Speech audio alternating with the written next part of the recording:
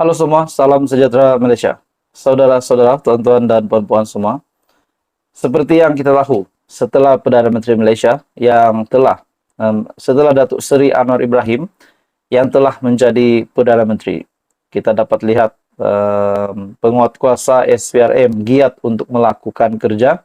Ada sahaja pendedahan, ada sahaja tangkapan yang hampir setiap hari kita lihat di media sosial, tidak kiralah di home Google, di Facebook, di YouTube, ada saja tangkapan yang dibuat oleh SPRM. Nah, saudara-saudara, tuan-tuan dan bapak semua, sudah pasti siapa saja yang bersalah itu akan dikenakan tindakan. Nah, saudara-saudara, hari ini pula kejutan besar kepada seluruh Malaysia dan seluruh parlimen. Ini berkaitan dengan satu menteri di dalam Kabinet Kerajaan Perpaduan pimpinan Datuk Seri Anwar Ibrahim. Nah, di dalam sebuah artikel dari biharian.com, kontrak 5 pegawai Menteri Sumber Manusia ditamatkan. Kontrak 5 pegawai yang bekerja di bawah Menteri Sumber Manusia V. Sivakumar ditamatkan menurut sumber kementerian itu kepada sebuah portal.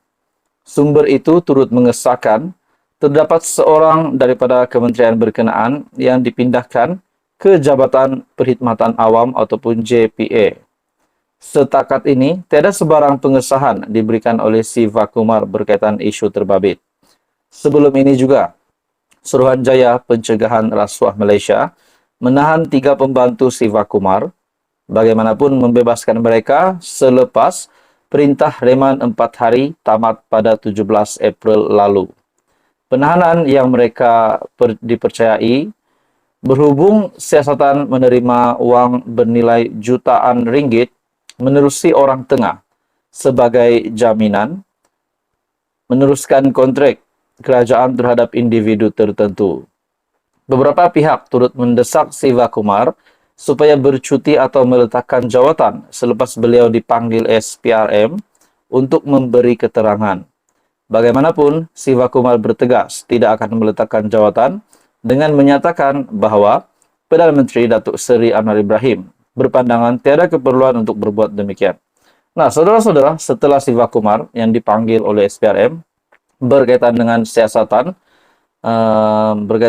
siasatan beberapa menerima di mana penahanan mereka dipercayai berhubung siasatan menerima wang bernilai jutaan ringgit menerusi orang tengah sebagai jaminan untuk meneruskan kontrak kerajaan terhadap individu tertentu. Nah, sudah pasti setelah Sivakumar yang dipanggil SPRM, mungkin beberapa pihak, setengah pihak akan berpendapat ataupun reputasinya semakin menurun setelah beliau terlibat dengan SPRM. Namun apa yang kita pikir di sini, secara logiknya beliau belum didakwa, baru dipanggil oleh SPRM. Seperti sebelum ini juga Muhyiddin Yassin yang hanya disiasat dan pada akhirnya beliau sudah menerima pertuduhan di mahkamah. Nah, kalau begitu kita boleh anggap sudah memang terlibatlah dengan rasuah tersebut.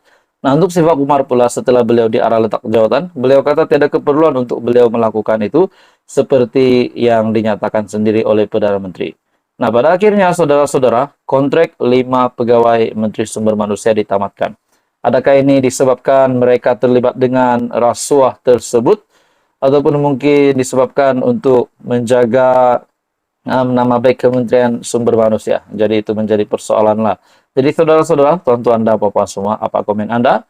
Teruskan bersama di dalam channel ini. Info padu, info hangat disediakan di dalam channel ini.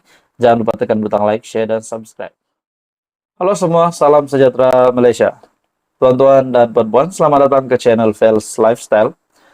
Sebelum ini, Malaysia digemparkan. Kita digemparkan dengan beberapa pergaduhan dari beberapa pemimpin politik di Malaysia. Yang hangat juga sebelum ini adalah di mana Dr. Mahathir bersama dengan Datuk Seri Anwar Ibrahim akan bertemu di mahkamah.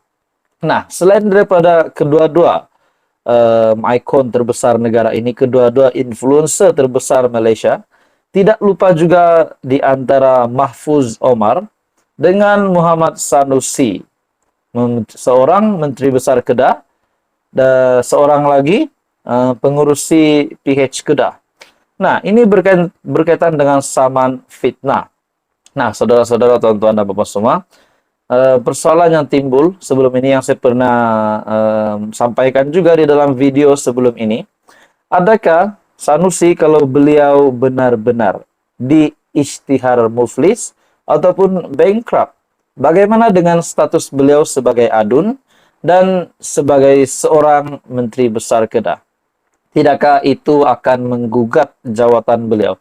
Tidak kiralah apa saja jawatan beliau sebagai Menteri Besar Kedah, sebagai adun, dan apa saja jawatan tinggi yang beliau ada sekarang. Kalau benar beliau akan diisytihar bankrupt ataupun muflis, sudah pasti jawatan itu otomatis akan ditarik balik. Itu menurut pemahaman saya. Jadi saudara-saudara, tuan-tuan dan bapak semua, ini berkaitan dengan saman fitnah Muhammad Sanusi bersama dengan Mahfuz Omar. Akhirnya Mahfuz membuat satu pendedahan. Setelah sebelum ini meminta tuntutan RM 50.000, tak dibayar juga. RM 120.000 dan sedia diberikan amaran pun tak dibayar juga. Akhirnya naik kepada RM 240.000 pun masih tak dibayar. Nah, ini menjadi persoalan. Adakah benar Sanusi memang tidak dapat bayar? Nah, di dalam sebuah artikel dari Malaysia Kini, bayar segera atau terima notis bankrupt, kata Mahfuz kepada Sanusi. Wow. Saudara-saudara, tuan-tuan dan bapak semua, kalau benar Mahfuz Omar akan menghantar notis bankrupt kepada Sanusi, bagaimana pula ataupun apa penerimaan Sanusi? Apa yang Sanusi akan lakukan? Menteri Besar Kedah Muhammad Sanusi diminta segera membayar saman fitnah sebanyak 120.000 beserta kos tambahan atau notis kebankrapan akan difailkan terhadapnya, kata pengurus PH Kedah Mahfuz Omar.